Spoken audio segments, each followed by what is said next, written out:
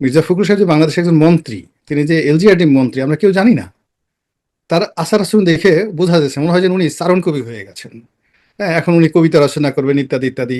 হ্যাঁ, মানে দর্শন শাস্ত্র করবেন এবং খুব দ্রুত, মানে উনি মনে মনে চিন্তা করেন যে আল্লাহ খুব দ্রুত আমাকে একটা মান সম্মান সহকারে এখান থেকে নিয়ে যাও, আইদার তোমার ভেস্তে নিয়ে যাও অথবা আমাকে একটা রিটায়ারমেন্টের ব্যবস্থা করে দাও। এখন সেই লোক দুটো ইউনিয়নের নাম ছেলের নামে দিল, ভাতিজির নামে দিল আর একটা ইউনিয়নের নাম। তো সেই কাজটি এত মিডিয়া এত কিছু বলার পরেও মন্ত্রী বা প্রশাসনের পক্ষ থেকে কিছু হলো না, স্বয়ং প্রধানমন্ত্রীকে এটাকে হস্তক্ষেপ করতে হলো। ইট মিনস যে এখানে প্রধানমন্ত্রীর বাইরে অন্য কারো কোনো ক্ষমতা কাজ করছে না, নো বডি ইজ অ্যাক্টিং। কাজে এখানে ওই যে পুলিশ যে কথাটা বলেছে, যেখানে পুলিশের প্রতি আক্রমণ হতে পারে, এটা মূলত পুলিশকে অ্যালার্ট করা, পুলিশকে অ্যালার্ট করা। এখন আক্রমণ যখন হবে, এটার দুটো বিষয় আছে। পুলিশ বিক্ষুব্ধ হয়ে তাদেরকে ধরবে, এর প্রশ্নই আসে না।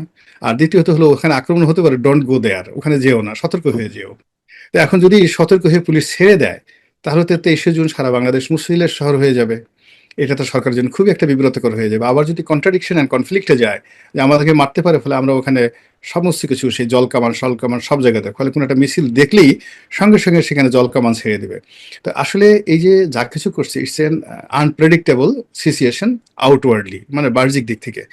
কিন্তু ভিতরের দিক যদি আপনি দেখেন, পুলিশ খুব ভালো করে জানে যে বাংলাদেশে যে কেয়ামত হয়ে যায়, কেয়ামত হয়ে যায়, তবুও আওয়ামী লীগের কোনো একটা লোক পুলিশের একটা পশম স্পর্শ করবে না। এই পুলিশ বাহিনী গঠন করার জন্য, এই পুলিশ বাহিনীকে আধুনিকায়ন করার জন্য রাষ্ট্রের সব বাহিনীর এবং সব প্রতিষ্ঠানের শত্রু হয়েছে আওয়ামী লীগ। এবং আজকের এই পুলিশের যা কিছু রয়েছে, যা কিছু প্রাপ্তি, এর পেছনে শেখ হাসিনা আওয়ামী লীগের যে অবদান, সেই অবদান পুলিশের প্রত্যেকটা লোক জানে।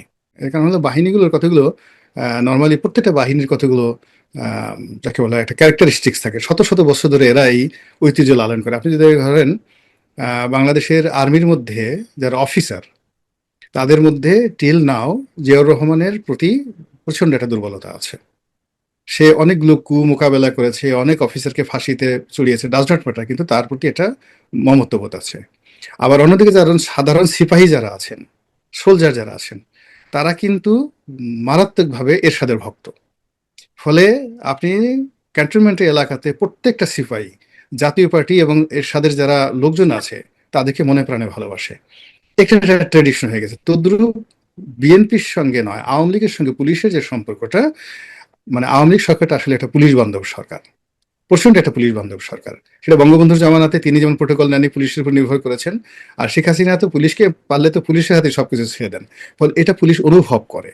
ফলে সেই অনুভবের জায়গা থেকে যেটাকে বলা অ্যাট্রোসিটি যেটা বলা হয়, এটা নিষ্ঠুরতা কখনো পুলিশ দেখাবে না। তারা মামলা করবে, গ্রেপ্তার করবে, হামলা করবে, যা কিছু করবে সেটা হলো ওই এলাকার যে পলিটিক্যাল যে পরিস্থিতি, সেই পরিস্থিতিকে কমপ্লাই করার জন্য, তার চাকরি বাঁচানোর জন্য। এই বাংলাদেশে বহু মানুষ রয়েছে যারা আওয়ামী লীগ দ্বারা উপকৃত, শেখ হাসিনা দ্বারা পার্সোনাল উপকৃত। যারা ক্ষতি হয়েছে তারা তো শেখ হাসিনাকে গালাগালি করবেই। এখন বিএনপির অনেক লোক ক্ষতিগ্রস্ত, তারা গালাগালি করবে, কিন্তু যে মানুষগুলো উপকার পেয়েছে তারা কি করবে? তারা শেখ হাসিনাকে চাইবে। আর যদি শেখ হাসিনা না পায়, আল্লাহর কাছে দোয়া করবে, আল্লাহ শেখ হাসিনাকে এনে দাও। তারা মানে কান্নাকাটি করবে, আফা কবে আসবে ইত্যাদি ইত্যাদি হবে। এর বাইরে তো হবে না। এখন এই যে বেনজির এত খারাপ বলে সব মানুষ, এখন বেনজিরের দ্বারা তো বহু মানুষ উপকৃত হয়েছে। আপনি হারুনকে যত খারাপ বলেন না কেন, হারুনের দ্বারা তো বহু মানুষ উপকৃত হয়েছে। মেজর জিয়াউল হাসানকে আপনি যত খারাপ বলেন, যত খারাপ বলেন, খারাপ লোক খারাপ বলুক, কিন্তু তার দ্বারা যারা উপকৃত হয়েছে তারা তো তার জন্য দোয়া করবে। তা আওয়ামী লীগ 17 বছরে, হ্যাঁ, তা আওয়ামী লীগ 17 বছর থেকে শুধু তো খারাপ কাজ করেনি, এই যে ভালো কাজগুলো যেগুলো করেছে, এখন এই আওয়ামী লীগের বিপদের সময় এই জিনিসগুলো রসায়ন হচ্ছে। এই রসায়নগুলোই জামাত, এনসিপি এবং বিএনপি, এগুলো তাদেরকে politically, mentally, socially, spiritually, specially এগুলোকে মোকাবেলা করতে। ঢাকা শহরে কাক নেই। আপনি একবার চিন্তা করতে পারছেন যে আওয়ামী লীগের আমলে এত কাক ছিল, হঠাৎ করে ঢাকা শহরে কাক নেই, গ্রামেও কাক নেই। আপনি বুঝতে পারছেন এটা প্রকৃতির এটা কত বড়, না এটা প্রকৃতির একটা বিরাট অভিশাপ। আর প্রকৃতিতে কাক না থাকা মানে একটা অভিশাপ, আপনি জানেন এটা? আপনি যখনই কোনো একটা সমাজে কাক না থাকবে, কাককে বলা হয় প্রকৃতির ডাস্টবিন। আমাদের রোগ জীবাণু ময়লা আবর্জনা দূর করা থেকে শুরু করে প্রকৃতি। কিন্তু ঢাকা শহরে আপনি হঠাৎ করে দেখেন গত ইউনূসের জমানা থেকে এই পর্যন্ত ঢাকা শহরে কাক নেই, কোনো কাকের ডাকাডাকি নেই। তাহলে এই যে আল্লাহর যেটা গজব নাজিল হয়ে গেছে ইউনূসের জমানা থেকে এই কাকের মাধ্যমে, এটা বোঝার ক্ষমতা তো আপনাকে থাকতে হবে। You must have the special knowledge. হঠাৎ করে কাক নেই কেন? আপনি চারিদিকে দেখবেন কুকুরগুলো ডাকছে না আগের মতো। এই যে কুকুর যে ডাকছে না, কেন কুকুর ডাকছে না? সে নীরব হয়ে আছে কেন? আমাদের সমাজের এত নেড়িকুত্তা, এত কিছু চলতেছে, হঠাৎ করে কুকুর কেন? আপনাকে এই জ্ঞানগুলো সরকারের, আপনি দেখেন এই আধ্যাত্মিকতার জ্ঞান আপনার কার আছে বলুন তো? এই সরকারের মধ্যে কার আছে যে কুকুর কেন ডাকে না, কাক কেন শহর ছেড়ে চলে গেল? কিংবা সম্রাট আকবরের সময় মোল্লা দো পেঁয়াজার যে গল্প, সেই বিখ্যাত গল্প, বলেন তো দিল্লিতে কত কাক আছে, এত কিছুর হুম মধ্যে হুম। কাক কেন আসলো? মানে কাক যে প্রকৃতির একটা অত্যন্ত গুরুত্বপূর্ণ এলিমেন্ট, এর সঙ্গে কাকের উপস্থিতি, কাকের ডাকাডাকি, কুকুরের ডাকাডাকি, এগুলোর সঙ্গে সমাজের অনেক কিছু নির্ভর করে। এই জিনিসগুলো, এই সমাজ স্টপ হয়ে আছে, এই প্রকৃতি কাঁদছে, এই মানে আকাশ স্তব্ধ হয়ে আছে। ফলে এখানে হিসাবের বাইরে গিয়ে কেউ যদি প্রকৃতির আইন ভঙ্গ করার চেষ্টা করে, it will create a disaster, একটা ডিজাস্টার তৈরি হয়ে যাবে। স্পিরিচুয়াল যে জ্ঞান কিংবা সাইকোলজি বা অন্যান্য সমাজ বিজ্ঞান সবকিছু দিয়েই বলছেন, তাহলে আমরা কি ধরে নেব 23শে জুন বিশেষ কিছু ঘটতে যাচ্ছে? তার কি ঘটার না, কোনো তেইশে, সম্ভাবনা আছে?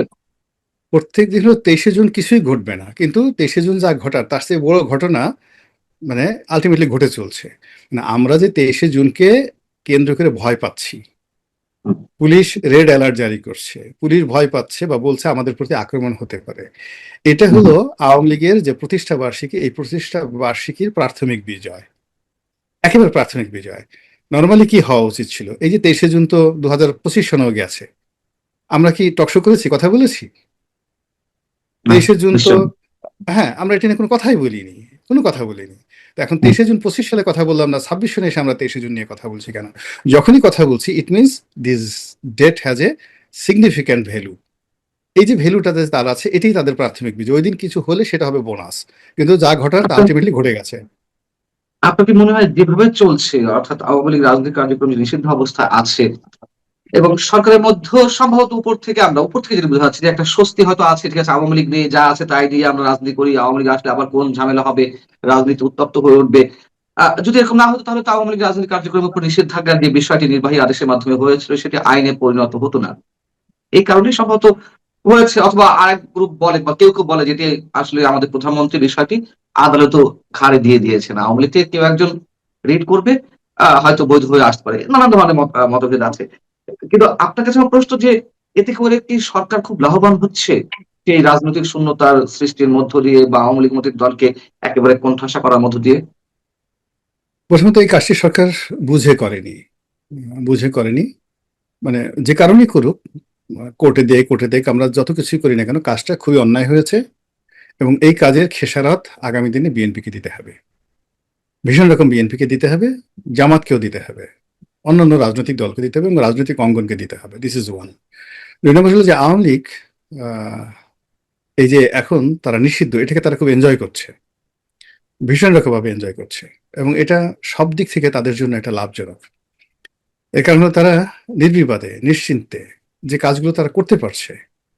অন্য সময় যদি হতো, এখন যদি নিষিদ্ধ না হতো, তাহলে তাদেরকে বলা হতো গুপ্ত দল, পালিয়ে থাকা দল, মানে জামাতের মতো। যেমন আওয়ামী লীগ হুম, পলিটিক্যালি জামাতকে যেভাবে একটা বিপদে ফেলে দিয়েছিল, তারা আইনগতভাবে বদ্ধ, প্রেশার ক্রিয়েট করে তাদেরকে মানে যাকে বলে আন্ডারগ্রাউন্ডে পাঠিয়ে দিয়েছিল।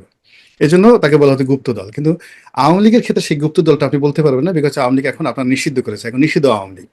তো নিষিদ্ধ আওয়ামী লীগ নিষিদ্ধ থেকে যে কাজগুলো তারা খুব অনায়াসে করতে পারছে এবং আগামীতে যারা করতে পারবে, তাতে করে তাদের ফিরে আসার যে পথ, এটা প্রশস্ত তারা নিজেরাই তৈরি করতে পারবে।